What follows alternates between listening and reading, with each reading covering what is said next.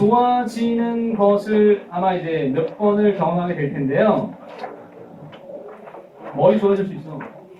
머리는 쓰면 쓸수록 좋아지는 거다. 진짜다. 나는 구라치는 사람이 아닙니다.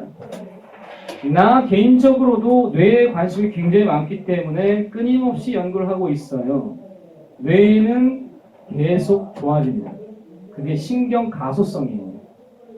이 가소성이 변할 수 있다는 것인데 사색을 하면서 뇌가 좋아집니다.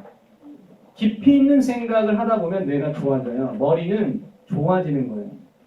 그런데 여기에 논술적 주제를 우리가 다루다 보면은 머리가 좋아질 수밖에 없을 겁니다. 왜냐하면 그동안에는 그런 관계를 생각해 본 적이 없을 거고요. 새로운 관계가 형성이 되면서 야 이럴 수가. 난 옛날에 이러잖아. 한 번도 해본 적이 없었는데 이게 되네. 마치 여러분이 미적분을 하다 보면 처음에 이 기호를 봤을 때 어떤 그 설렘이 있었죠. 또는 이런 걸 바라보면서 와 있어 보인다 이거예요. 그럼 맨날 FX 뭐 이런 것만 보다가 이거를 딱 뭐야 있어 보인다 이거. 이거 굉장히 있어 보이지 않느냐. 거기다가 리미트 붙이고 막 이러면 이걸 모르는 중딩이나 초딩이 봤을 때는 굉장히 높은 존재처럼 느껴지는 거예요. 고차원적인 거 사는 사람처럼. 지금 봐봐요. 이것이 너무 지루해져 버리지 않았느냐. 처음에 그 설렘 따위는 없지 않느냐. 순간이지. 근데 지금 여러분이 경험하지 못한 생각들을 하면서 머리가 좋아질 수 있다면 그때 생각을 끌고 가야 됩니다. 해보지 않는 사람에게는 그런 생각이 안 들려요. 내막계는 이미 얘기했던 바와 같은 뭐냐면 단백질 합성 전개에 관한 거예요. 이게 첫 개념이 나온 거예요. 그러니까 이제 뭔가 좀 깊이 있는 생각을 할 수 있는 합성과 분비에 관한 것인데, 자 이게 무엇이 관여하는지 한번 쭉 읊어볼래요? 책을 보지 말고 생각을 통해서 한번 해보세요. 뭐가 나옵니까? 뭐가 필요합니까? 제일 먼저 여기서부터예요. 그리고 어디로 가죠? 거친면 속체. 거친이라고 쓰고 그 다음에 골지체로 가죠. 그 다음에 누구죠? 분비소나이라는 게 있죠. 그리고 이거예요. 근데 외포는 하나의 작용이기 때문에 굳이 이것을 소기관적인 얘기를 하진 않지만 단계가 그렇고 여기에 뭐가 있냐면은 여기 수송소포라는 게 있어요. 수송소포라고 해도 되고 운반소포라고 해도 되고 여기는 분비소낭인데 이거는 따로 쓰지 않았고 여기 썼을 뿐이에요. 분비소낭이죠 이거.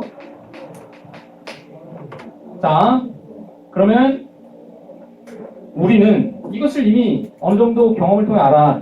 그럼 문제를 한번 보자. 수능에 나왔었던 문제를 한번 보자. 그림은 어떤 세포에서 합성되는 두 종류의 단백질 기억과 DNA 이동 경로다. 여기에 C가 등장했다는 점은 좀 이채로운데 C는 골지체에서 나올 수 있는 또 다른 놈 하나를 얘기하는 거예요.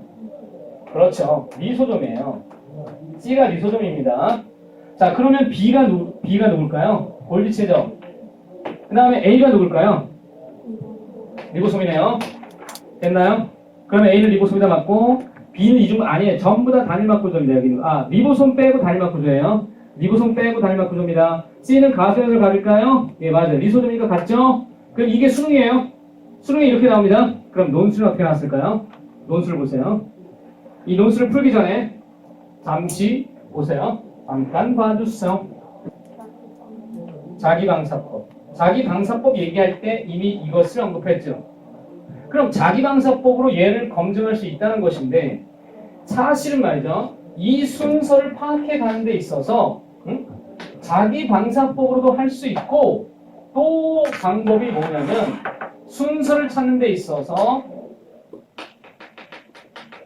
방사 플러스 반드시 사용되는 기법이 잘 사용되는 기법이 돌연변이 기법입니다. 돌연변이를 일으키는 것이 유전적 연구에 있어서는 아주 많이 사용되는데 여기에 대한 이해를 하는 데 있어요. 자, 아주 간략하게 여러분이 생각해 보세요. 리보솜을 만들 때 유전자가 관여합니다. 왜요? 리보솜에 RNA가 있죠. 리보솜에 단백질이 있죠. 단백질은 유전 정보로부터 만듭니다. 그렇다면 여러분 리보솜부터 거치면 소포체, 골지체 다 모두 다 유전자가 관여한다고 볼 수 있는데 이 거친면 소포체를 만드는 유전자의 이상을 일으키는 그것을 돌연변이라고 본다면 얘가 이상이 생겼을 때 물질 분비 또는 물질 확인을 해보면 어디까지만 나타나겠느냐 이렇게 되겠죠.